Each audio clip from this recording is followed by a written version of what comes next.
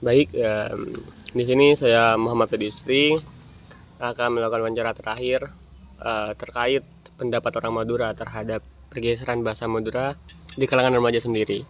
Nah, di sini saya bersama teman saya Saya Tristiani. dan kami akan melakukan wawancara dengan 3 narasumber sekaligus dan mereka merupakan mahasiswa aktif dari UTM. Kalau boleh tahu dengan kakaknya siapa aja, umur berapa, dan dari prodi apa? Perkenalkan, nama saya Ria Oktavia, umur 21, dari Prodi Pendidikan Bahasa dan Sastra Indonesia. Perkenalkan, nama saya Indawati, umur 20 tahun, prodi Hukum. Perkenalkan, saya Nafiatul Adawiyah, Prodi PGSD, umur 19 tahun.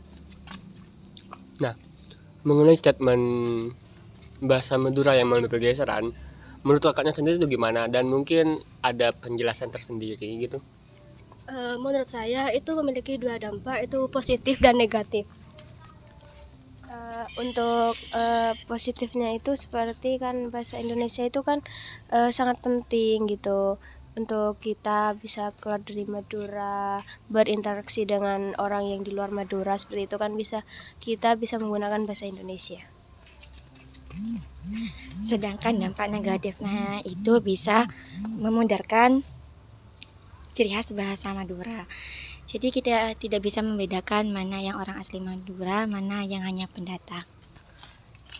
Untuk kosakata sendiri mungkin Mbak punya contoh atau gimana?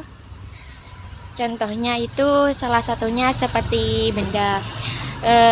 Kalau bahasa Maduranya kacamata itu tasmak, tapi sekarang orang tidak terbiasa menggunakan kata tasmak, lebih terbiasa menggunakan kata kacamata. Oke. Mungkin dari yang lain punya contoh kata masing-masing.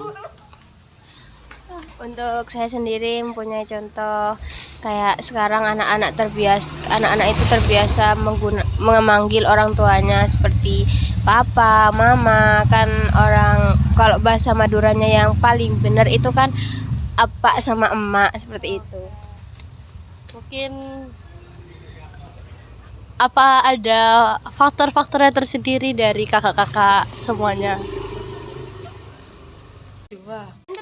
Eksternal. Di sini ada dua faktor eksternal sama internal. Yang dimaksud faktor eksternal itu pengaruh dari luar Madura.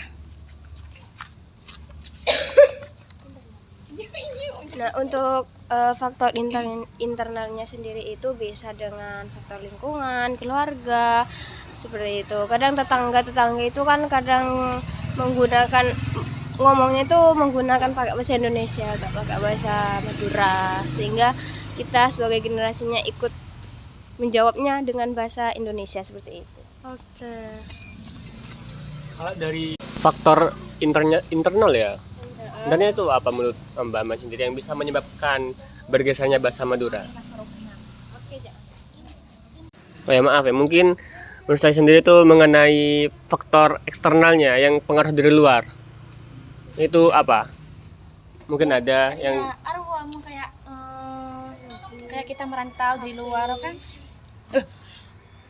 Dari faktor eksternalnya sendiri itu bisa dari teknologi. Sekarang kan banyak anak-anak udah megang gawai. Nah, sedangkan di gawai itu kan banyak banget tuh kayak berita-berita, film-film itu kan pakai menggunakan bahasa Indonesia. Nah, mungkin dari situ faktor eksternalnya. Mungkin Mbak yang lain Mungkin cukup itu. sama. nah, Baik. iya, ya, mengenai dua faktor itu ya. Kan ada dua faktor eksternal dan internal tadi. Yang internalnya itu dari lingkungan keluarga ya, karena yang dikarenakan oleh jarangnya keluarga ataupun tetangga menggunakan bahasa Madura yang benar-benar. Dan faktor eksternalnya itu dari, mungkin saya bisa bilang itu tentang teknologi informasi, betul. Oke. Mungkin dari ini kakaknya sendiri tuh kalau misal ngomong sama teman, sama kerabat keluarga, biasanya menggunakan bahasa Indonesia atau apa bahasa Madura? Kalau saya pribadi menyesuaikan temannya. Misal teman saya dari luar Madura, ya saya pakai menggunakan bahasa Madura. Kalau teman saya dari Madura, ya menggunakan bahasa Madura. Kalau dalam sehari-hari.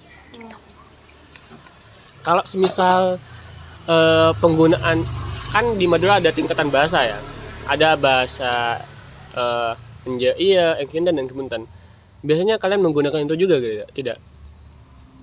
Kalau saya pribadi ya menggunakan bahasa itu. Kalau engki enten, engki punten itu kayak saya bicara dengan orang yang lebih tua dari saya.